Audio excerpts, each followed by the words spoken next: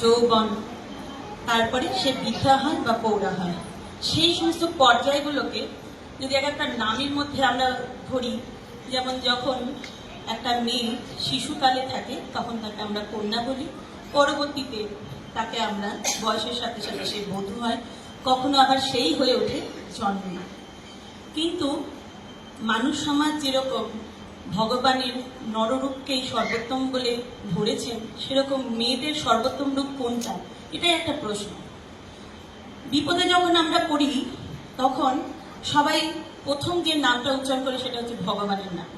তারপরেই যদি কোনো নাম আসে আমাদের মুখে সেটা হচ্ছে মা, জননী। সুতরাং আমরা বলতে পারি যে নারীর যত রূপই থাক না কেন, মা বা জননী রূপটাকেই আমরা সর্বোত্তম বলে ধরতে পারি। শ্রী বড় মাকে নিয়ে আমাদের এই মাস, শ্রাবণ মাস, আমরা দেখেছি। তবে একটা কথা অবশ্যই এখানে বলা উচিত যে মা হতে গেলে যে সবাইকে গর্ভস্থ অবস্থায় আসতে হবে, সবাইকে সন্তানের জন্ম দিতে হবে,